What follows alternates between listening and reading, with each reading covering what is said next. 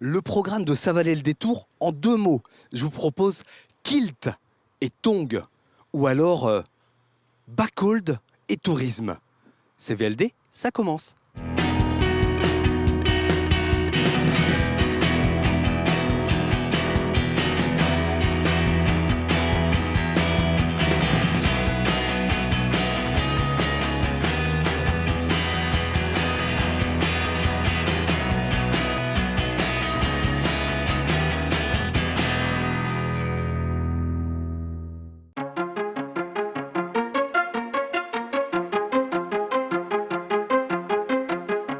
On est à Quimper, à la Halle des Sports de Penars. Regarde-moi ça, ce ne sont que des lutteurs. On est aux internationaux de lutte écossaise ici. Je sais pas à qui je vais m'affronter, mais je sais pas si tu connais le Gouren. En tout cas, on va découvrir. Heiðarleika, án alls ofbeldis og óheiðarleika. Przysięga walczyć z całą Heiður minn og lojalnością, Míns bez Ohne Verrat, ohne oszukiwania, Misshandlung. lojalności. Dla Für meine honoru Ehre mojego i und für mojej mein ojczyzny. Land. De lutter en toute loyauté, sans traîtrise et sans brutalité. Et pour suivre la coutume de mes ancêtres, je tends à mon émule ma main et ma joue.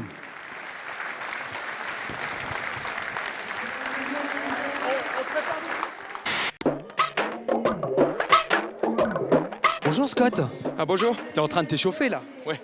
Il y a longtemps que toi tu fais du backhold? je fais du backhold 2 fois par semaine. 2 fois par semaine? Oui. Since how long? 8 8 ans. 8 ans. Yeah. Et c'est la première fois que tu viens en France? Non, Non? 4. 4 ans. Ouais. Quand on vous dit qu'il y a des Bretons, des Écossais, mais aussi des Islandais, et là entre autres, c'est une Islandaise. Hello, Hello. ça va bien? Ah, muy bien. Vous êtes combien d'Islandais à être ici aujourd'hui? How many Islandais here? Vi är trois. Ça fait longtemps que tu fais du backhold? Since how long you do backhold? 3 or 4 years, yeah. Et c'est ta première fois ici à Quimper? First time in Quimper? Oui, oui. In France, we play backhold. In Iceland too. Yes. The same sport. Yeah, it's the same. But we also do glima, which is different. We use belts in glima, but we also do buckles. On m'a dit de venir te voir, que c'est toi qui allais tout m'expliquer, non pas sur le Gouren, parce que c'est pas du Gouren aujourd'hui, c'est du backhold. Voilà. Et justement, c'est quoi la différence entre les deux? Pour moi, c'est sensiblement la même chose, mais j'ai complètement tort a priori. Complètement, effectivement. Donc c'est une lutte qui est très très différente. Alors au niveau des subtilités, hein, donc c'est une lutte qui se pratique les mains fermées dans le dos. On va comptabiliser le combat sur un nombre de chutes. Donc le premier lutteur qui va réussir à faire tomber 3 fois son adversaire remporte le combat. Donc on n'est pas sur un temps comme au Gouren. D'accord. Là, il y a une saisie imposée. Voilà, donc là, c'est vraiment du coup complètement différent dans l'approche et dans l'effort.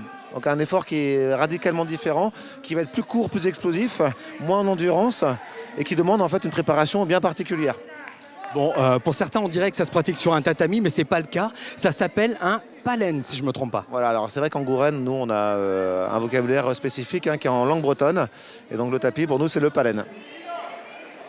Tu les connais là, les 2 lutteurs? Oui, alors là, c'est effectivement ces 2 lutteurs bien connus de la scène bretonne, hein, qui sont d'ailleurs tous les 2 en concurrence pour le prochain championnat d'Europe en Autriche, donc dans la catégorie des moins de 62. Là, c'est une manche qui vient de se terminer du coup, et ça se passe en 3 manches. Alors là, c'est un moment un peu crucial du combat, on est à 2-2. Donc le prochain qui marque, il a gagné le combat.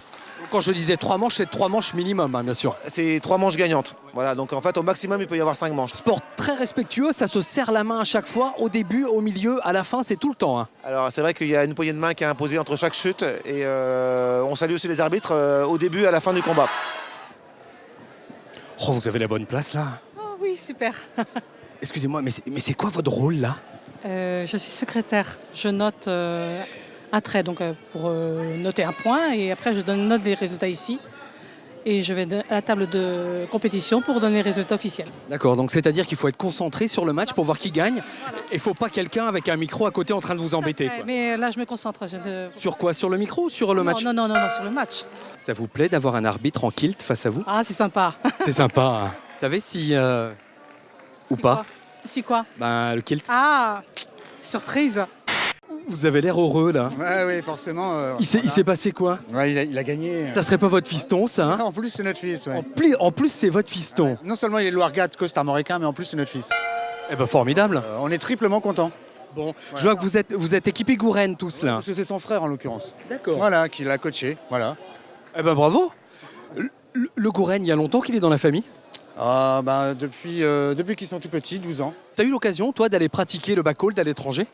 Le backhold non, mais la lucha leonesa. La lucha leonesa dans le Léon, en Espagne. D'accord. Je suis vraiment loin de tout connaître. Bon, Dominique, dis-moi, ça se passe comment ces internationaux de backhold? C'est pas un coup d'essai, hein, c'est pas la première fois que vous l'organisez. Non, c'est la 5e année qu'on organise ces internationaux de backhold. Donc là, cette année, on a quasiment 195 lutteurs inscrits. Donc une très grosse édition avec 5 nations étrangères qui sont venues. Donc des Écossais, des Anglais, des Autrichiens, des Islandais et des Polonais. Et en plus, cette édition compte pour les sélections pour l'équipe de Bretagne, pour les championnats d'Europe qui auront lieu au mois d'avril en Autriche. D'où est venue l'idée de participer à ces internationaux? On a pris en fait la relève de Guy Pava qui organisait ça depuis 4 ans. Et donc nous, on s'est porté candidat pour organiser après. On s'est dit on tente une fois. Et puis tout compte fait, on en a fait 5 éditions. Bon, le Gouren, c'est un sport qui se développe chez nous? Tout à fait, oui. Et oui, parce que du coup, là sur Quimper, on est 60 adhérents. Donc un des plus gros clubs du Finistère et de la Bretagne aussi. Et on est 1600 licenciés sur toute la Bretagne. Et tous les ans, ça augmente un petit peu. Et il y a de plus en plus de féminines qui viennent aussi au niveau du Gouren. Ça y est, Laurent, t'es sorti de ton côté arbitrage, ça va recommencer tout à l'heure peut-être. Oui, ils vont me rappeler, oui. Anne-Marie qui était à la table de marquage tout à l'heure, vous voulez savoir si c'est un faux ou un tox. Il y a quelque chose sur lequel t'as pas? Moi, je les laisse toujours au vestiaire. D'accord, parce que ça aurait été bien si tu avais eu les tongs sous le kilt. Parce que comme ça, tu serais venu avec nous au Salon du Tourisme à Brest. Eh ben, allons-y. Allez, on y va, c'est par là. Bon, j'ai perdu Laurent, mais en tout cas, je suis bien arrivé au Salon du Tourisme ici à Brest-Paimpfel, dans cette belle Oldsmobile de 1965. Allez, tu viens avec moi? On va visiter.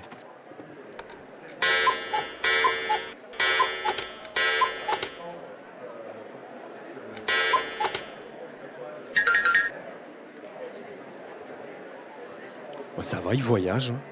Vous êtes où là, en train de vous balader? Là, je suis au-dessus de la plage. Là. D'accord, vous savez, vous êtes au-dessus de la plage, dans la Montgolfière. Ouais, dans la Montgolfière. Ouais. Vous appréciez ce que vous voyez? Ouais, c'est bien. Ouais. Vous préférez le virtuel ou la réalité des Côtes d'Armor? Je préfère la réalité. Hein. Messieurs, bonne balade. Merci. Attention à l'atterrissage quand même, accrochez-vous. Hein. C'est vrai? On peut faire ça dans les Côtes d'Armor? Oui, alors donc c'est la vapeur du Trieux, qui est un authentique train à vapeur qui longe l'estuaire du Trieux. Donc c'est un train à vapeur qui date de 1913. Alors la locomotive est centenaire et classée monument historique. Et donc du coup elle tire notre rame avec des wagons qui sont également d'époque, avec sièges en bois, et nos hôtesses en costume d'époque. D'accord. Et ça fait quel trajet alors sur la carte? Dis-moi tout. Donc la vapeur part de Paimpol jusqu'à Pontrieux et elle fait justement une halte à la Maison de l'Estuaire par le Conservatoire du Littoral. Bon. Les chemins de randonnée là, il y en a plein aussi? Ah oui, tout à fait, tout le long de l'estuaire du Trieux en fait, pour rejoindre Pontrieux qui est la petite cité de caractère. Bonjour. Ça a l'air compliqué, vous n'avez pas l'air trop d'accord là, j'ai l'impression. Qu'est-ce qui se passe? Bah si, tout à fait. Non, vous êtes en train de choisir le point d'amarrage du bateau, c'est ça ou non? Pour vous montrer que le golfe du Morbihan est un vrai terrain de jeu pour la randonnée. Oui. Vous avez 180 km tout autour du golfe qui sont balisés. Qu'on voit en vert là, c'est tous les circuits en vert. Ce qu'on appelle les sentiers de la petite mer. D'accord. Donc c'est un vrai plaisir de se balader tout autour du golfe. Avec en ligne de mire la semaine de l'Ascension, la semaine du golfe, qui sera la 9e édition. Donc, il se passe quoi dans la semaine du golfe? C'est du bateau? C'est du bateau, 1000 vieux gréements, pendant toute une semaine, avec chaque soir, dans chaque port, des flottilles qui tournent, avec des fêtes, des chants marins. Quand on va dans le Morbihan, s'il y a un endroit, un lieu à ne pas louper, un seul, ça serait lequel? Pression là, attention pression. Bah, on faisait... Vous voulez 10 secondes de réflexion? Non, vous en avez 3. Aucune réflexion, comment dire. Le golfe du Morbihan est quand même notre perle. Donc à ce niveau-là, il y a beaucoup de lieux qui sont magnifiques. On a 8 à 900 km de côte. On a un intérieur fantastique avec le Blavet, le canal de Nantes-à-Brest, etc. Néanmoins, notre perle, le reste, le golfe du Morbihan. Bon, Brest Terre Océane, dis-moi, c'est quoi? Alors Brest-Océane, c'est le territoire de destination du pays de Brest qui regroupe les différents offices du tourisme du territoire de Brest. De la presqu'île de Crozon, ça monte jusqu'au pays des Abers et la Côte des Légendes, en passant par Brest et le pays de Landerneau et le pays d'Iroise. Et du coup, si on parle randonnée, c'est un sacré territoire de randonnée, tout ça, dis-moi. Tout à fait, et en plus sur le Finistère correspond à 5300 km de sentiers balisés, donc c'est vraiment une belle surface de rando et une surface de terrain de jeu pour à la fois ceux qui aiment la randonnée pédestre, en vélo, et aussi ceux qui aiment la randonnée un peu plus sportive avec le trail. Ouais, ça peut être des randonnées au bord de mer, des randonnées dans les terres. Il y a toujours des paysages qui changent, c'est nous. C'est ça l'avantage de notre territoire. Hein. C'est ça, il y a du tourisme plus vert à l'intérieur des terres, donc ça c'est vraiment agréable à faire en famille. Et puis sur le littoral où il y a possibilité de voir tout le panorama que nous offre notamment la rade de Brest, la presqu'île de Crozon, les îles qu'on aperçoit au loin avec Molène, Quéménès, Ouessant. Donc voilà, c'est vraiment magnifique pour le plaisir des yeux en marchant. En se baladant sur le salon du tourisme, on a demandé aux exposants quelle était leur destination coup de cœur. Allez, on découvre. Roscoff, Bréa, l'Île-Louette, la Crète, La Norvège. Fort-de-France, Minorque, le sud de la France. Lanzarote aux Canaries, Rennes, Quimperlé, l'île de Bas, Belle-Île-en-Mer, Camping de Ménéam. Milizac, Malte. Poudrezic, le Guilvinec. on est bien là, mais c'est un vrai village. C'est un vrai village tout ça. Ah, d'accord, faut que j'aille voir. Bonjour. C'est quoi ce village? Ah bah c'est un village de 30 campings, l'association Camping Pointe de Bretagne. On est tous regroupés, alors on se trouve de Plounéour-13, Brignogan, Passant, Saint-Pabu, Le Conquet, Brest, et on descend la presqu'île de Crozon jusqu'à Locronan. Et on est tous regroupés pour faire des actions de promotion du territoire ensemble. On a tout type d'hébergement, on en présente 3 sur le salon du tourisme de Brest. Un Coco Suite, un mobil-home 3 chambres, un mobil-home 4 chambres. C'est parmi en fait ce qu'on propose dans les campings. On a des campings qui sont au bord de mer, à l'intérieur, avec piscine, plein de choses très différentes. Et ça donne en fait la richesse de notre association. Bon ben, je crois que c'est décidé. Hein. Cet été, je vais faire la fête au camping. C'est la 2e édition du Salon du Tourisme. C'est important de promouvoir le tourisme sur notre territoire. Bien sûr, à la fois le tourisme de proximité, mais le tourisme un petit peu plus lointain. On peut partir n'importe où dans le monde. On peut aussi rester dans le coin et faire de la randonnée. C'est le sujet valorisé cette année. Tout à fait, puisqu'aujourd'hui, la Bretagne, c'est 11 000 km de circuits de randonnée. Donc c'est juste énorme. Un salon comme ça peut devenir un endroit pour réserver ses vacances pour l'année d'après. Tout à fait, les gens s'y prennent de plus en plus tôt. Autant il y a quelques années, on avait les gens qui se disaient en dernière minute, on a vachement d'offres. Et aujourd'hui, c'est pas vrai. Aujourd'hui, en dernière minute, on a de moins en moins d'offres. Par contre, plus on réserve tôt ses vacances, plus on a des offres, plus on a des prix canons. Et donc forcément, on peut très bien réserver dès maintenant ses vacances pour 2018.